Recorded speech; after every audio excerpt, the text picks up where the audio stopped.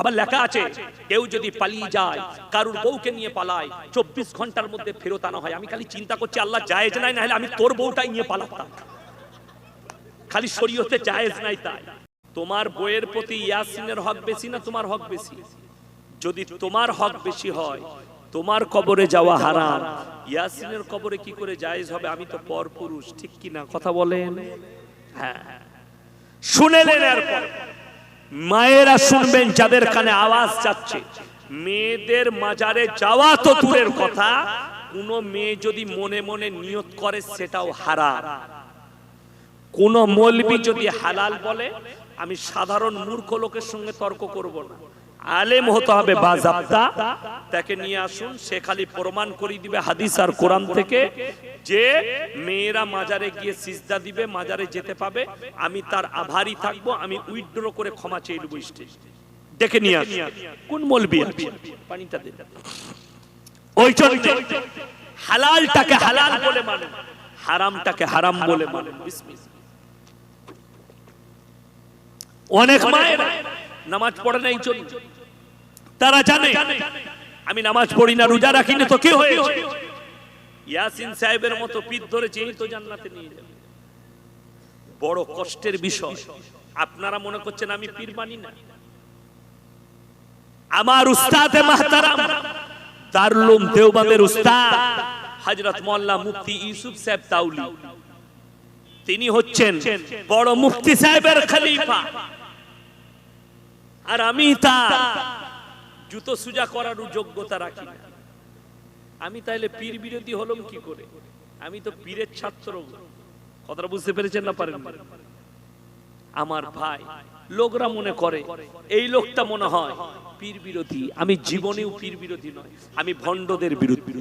তোমার এক ওয়াক্তের নামাজ আমার সঙ্গে গাড়িতে চলো, আমার এলাকায় দেখিয়ে দেবো, মাজারে বসে আছে লোকরা, মেয়েরা তাদেরকে পীর বলে মানে, মুখেতে দাড়িও নেই, এক ওয়াক্তের নামাজ তো দূরের কথা, হারাম করে জুম্মাটা পর্যন্ত পড়ে।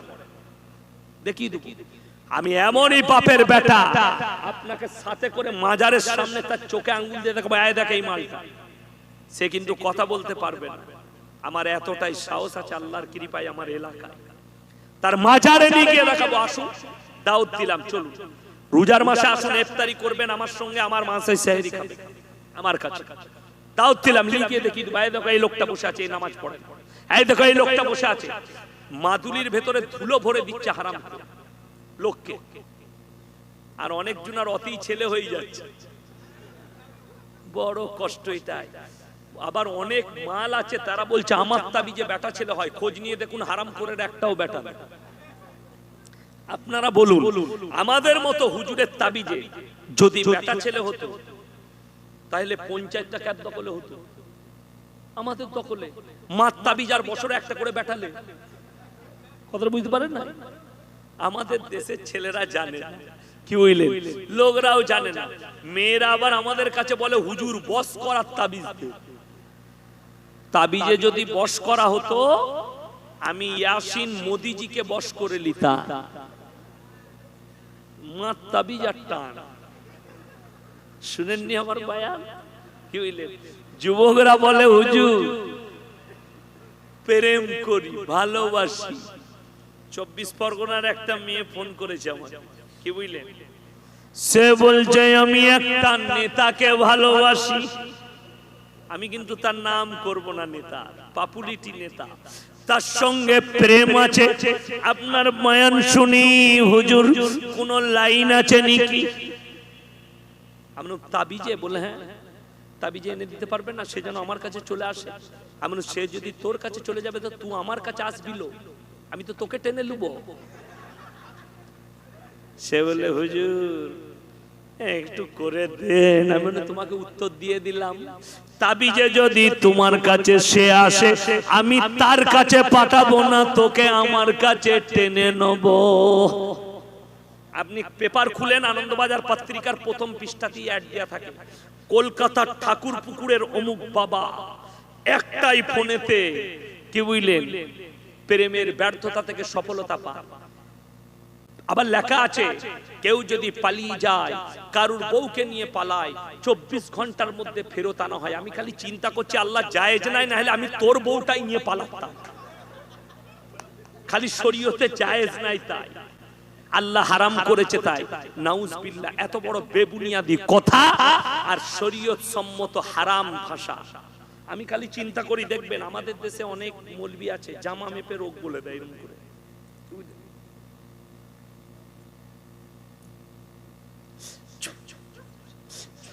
বিরাট গোলমাল তো।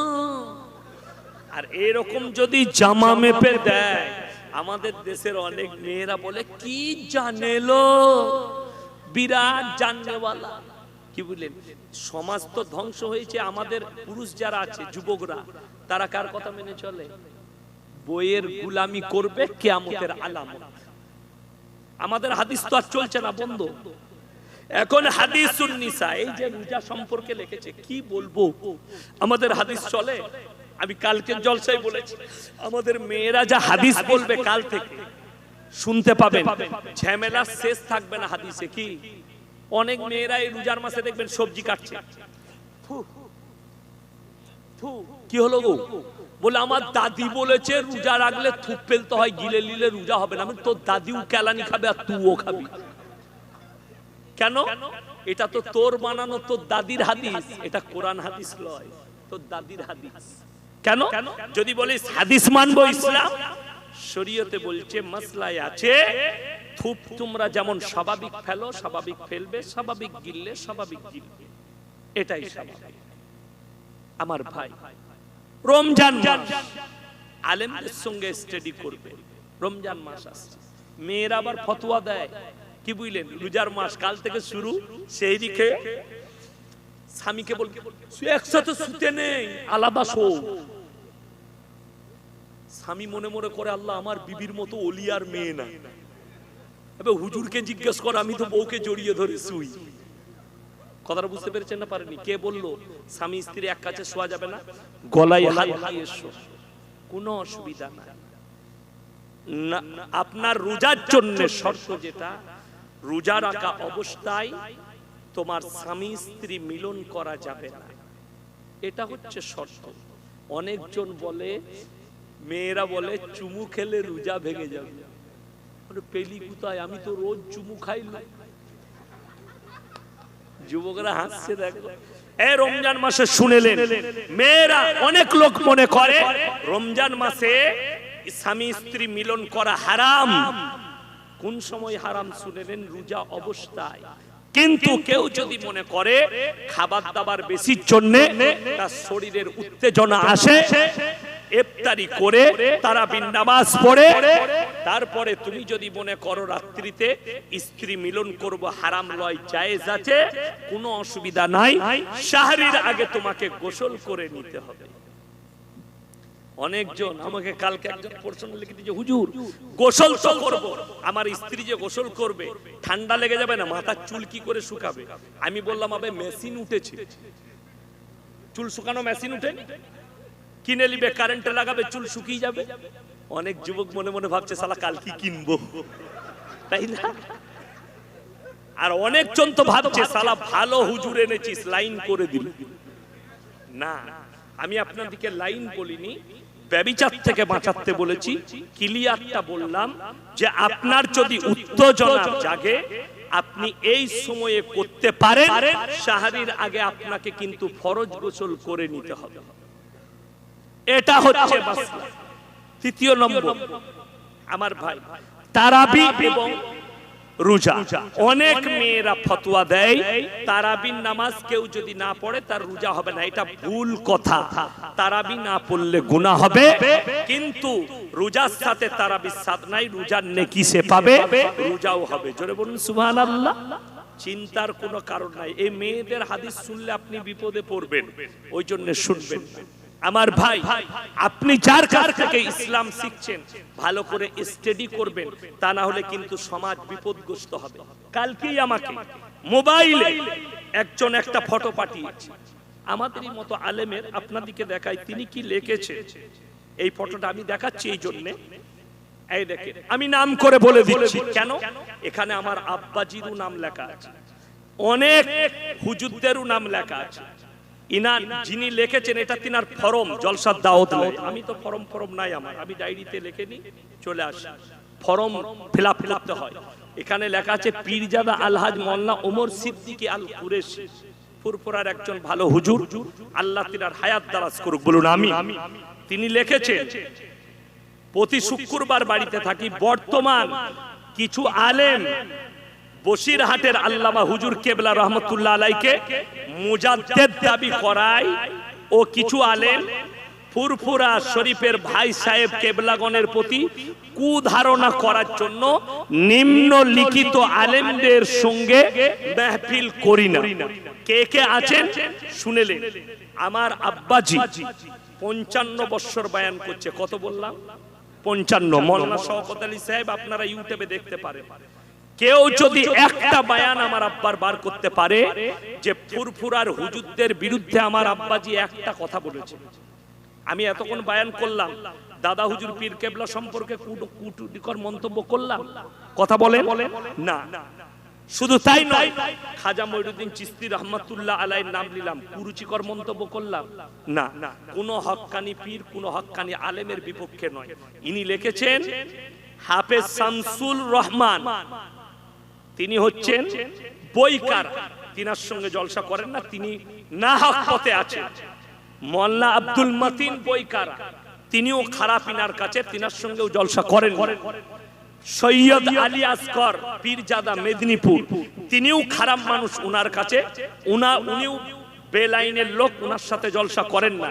মোল্লা রজব আলী বসিরহাট আমার সাথে জলসা করেছে, ছেলেটা ভালো ছেলে, খুবই ভালো আলেম, তার সাথেও জলসা করেন না। শেষে আছে 9 নম্বরে মোল্লা শওকত আলী বর্তমান, তিনার সঙ্গেও জলসা করেন না। আমার আব্বাজি মোল্লা শওকত আলী সাহেব বর্তমান। মোল্লা আব্দুল কাইয়িম, মুফতি আব্দুল কাইয়িম সাহেব বইকারা, আমি ইনার সঙ্গে জলসা করেছি হায়দ্রাবাদের মাটিতে, এক বিছানায় শুয়েছি, আমাকে বুকে জড়িয়েছেন এবং বলেছেন তুমি হক কথা বলো, ভালো আলেম। আমি তিনাকে বললাম হুজুর আমার প্রশংসা করবেন না, আমি তো আপনার জুতো বোয়ানোর লোক, আপনার ছেলের বয়সী। মোল্লা ইয়াকুব আলী ভবানীপুর, এই স্টেজে আজকে ছিলেন মোল্লা আজিজুর রহমান ইটিন্ডা, প্রথমে বায়ান করেছেন না করেননি, এই বক্তার সঙ্গেও উনি করেন না। মোল্লা জয়নাল আবিদিন বর্ধমান আমার বড় ভাই, মোল্লা সোহরাব আলী খান সাহেব মেমারি বর্ধমান, এই 9 জন বক্তার সঙ্গে ইনি জলসা করেন না। এগুলো সব না হক আলেম, ইনি একমাত্র হক্কানি। আর আমি বলে যাচ্ছি আমাকে দাওয়াত দিবেন বুক ফুলিয়ে, আল্লাহর কসম আমি জিজ্ঞেসও করব না কোন মৌলবি আছে, কেন? যার কাছে ইলম থাকবে সে খোঁজ নিবে না কে আছে। আমার সঙ্গে তুমি বসবে তা কি আছে, অসুবিধা নাই। আমি ভুল বললে তুমি যদি আমার ভুল ধরে দাও আলহামদুলিল্লাহ, তুমি আমার বাপের বয়সী লোক, আমার ভুল ধরে দিবে আলহামদুলিল্লাহ। কিন্তু তুমি যদি তোমার ভুল বুঝতে পারো সেটাকে উইথড্র করে নাও। আমি বলবো এই ধরনের হুজুরদের কাছ থেকে অ্যাভয়েড করবেন, এরা সমাজের চরম ক্ষতি করছে।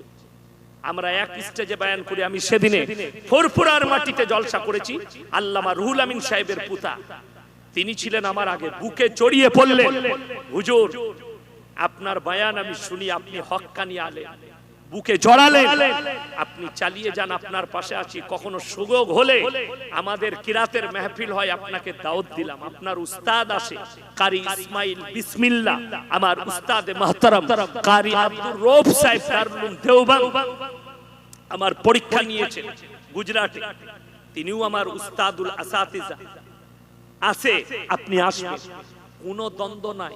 কিন্তু বড় কষ্ট লাগে যদি আমি ভণ্ড পীরের বিরুদ্ধে বলি, তোমার গায়ে লাগে কেন? তুমি ভণ্ড, তুমি যদি ভণ্ড হও তোমার গায়ে লাগবে, তুমি যদি হক্কানি হও তোমার গায়ে লাগবে। পীরজাদা তোহা সিদ্দিকী সাহেব আপনাদের উত্তর 24 পরগনায় ইউটিউবাররা জানে, আমাকে বুকে জড়িয়েছে স্টেজে এবং বলেছে এই আলেমটা হক্কানি আলেম, এনার আব্বা একজন বড় আলেম, এবং আপনারা বয়ান শুনে যাবে। আমি যদি না হতাম তোহা সিদ্দিকীর মতো লোক আমার বুকে জড়াতো না। এও পীরজাদা না, পীরজাদা নয়, কথা বলে, ইনিও একজন আল্লাহর ওলি, পীরের ছেলে, তারা আমাকে বুকে জড়াতো। এখন আমার নামটা লাই নাই, আমার নাম এদের কাছে হেড লিস্টে চলে যাবে, হেড লিস্টে। আমি বলবো শুনে, হক্কানি আলেম, হক্কানি পীর চিনুন, হক্কানি পীরের সোহবতে থাকুন। যদি আপনার জীবন বাঁচাতে চান, আর আপনাদেরকে বলে যায় জীবনে নিয়ত করলেন শিরকের গুনাহ কেউ করবেন না, জোরে বলুন ইনশাআল্লাহ। আল্লাহ ছাড়া ভালো মন্দ কল্যাণ অকল্যাণের মালিক কেউ নেই, এটাই আপনারা সকলে বিশ্বাস করবেন, জোরে বলুন ইনশাআল্লাহ। আল্লাহ তাআলা আমাদের সকলকে কবুল করুক, আজকের রাত্রিকে কবুল করুক। আমি আপনাদের কাছে কি বলেছিলাম যে আমি বলে দেব জান্নাত থেকে কোন গাছটা এসেছিল, একটা ওয়াদা করবেন, করেছেন না? আপনার ওয়াদা করেছেন তো? ওয়াদাটা শুনেলেন। পৃথিবীর মধ্যে দুটো জায়গা সব থেকে দামি জায়গা, কটা বললাম? দুটো। একটা হচ্ছে আল্লাহর ঘর মসজিদ, আর একটা হচ্ছে ওই জায়গা যেখানে আল্লাহ এবং আল্লাহর রাসূলের কথা আলোচনা হয়, জোরে বলুন সুবহানাল্লাহ। রমজানুল মুবারকের মাস, রাত পোহালি, কালকি আমরা আল্লাহ যদি করায় বাঁচিয়ে রাখে শাহরি খাবো, জোরে বলুন ইনশাআল্লাহ। আমার ভাই, বরকতপূর্ণ মাস আসছে, কোরআনে আছে মানুষের বরকত তিনটে কারণে হবে, জোরে বলুন সুবহানাল্লাহ। ওয়া আতিদাল কুরবা হাক্কাহু আল মিসকিন ওয়া ইবনাস সাবিল ওয়া লা তুবাদদির তাবদীর। হে আমার নবী বলো, তোমাদেরকে যখন মাল দেবো তোমরা কাছের গরিবের খেয়াল রাখবে, জোরে বলুন সুবহানাল্লাহ। তোমরা এতিম মিসকিনের খেয়াল রাখবে। আর তৃতীয় নম্বরটা হচ্ছে তোমরা মুসাফিরের সঙ্গে ভালো ব্যবহার করবে, জোরে বলুন সুবহানাল্লাহ। আজকের এই মজমায় সবথেকে বড় মুসাফির কে? কথা বলেন। আমি 200 কিলোমিটার দূর থেকে এসেছি। আমার কথা সবাই রাখবেন তো? হাত তুলে বলুন ইনশাআল্লাহ। আমি আপনাদের কাছে কোনো জোর জবরদস্তি নাই। আমার সঙ্গে মুলাকাত করতে চান না? চান না? কে কে চান হাত তুলেন। আমার সঙ্গে মুলাকাত করবেন, হাত তুলেন কে কে? মাশাআল্লাহ। শুনেন, কবে মারা যাব জানি না, যারা মুলাকাত করবেন যারা করবেন না, সকলের জন্য আমার প্রাণ ভরে দোয়া থাকবে। আমি খালি তাকবীর দেব, সবাই উঠে দাঁড়াবেন। কি বললাম? সবাই উঠে দাঁড়াবেন। আমি আপনাদেরকে অনুরোধ করব, দোয়া করব। দোয়ার পরে সকলে যারা আছেন মসজিদের জন্য আমি আপনাদের কাছে আমার এই টেবিলটা পাতবো আর মুলাকাত করব।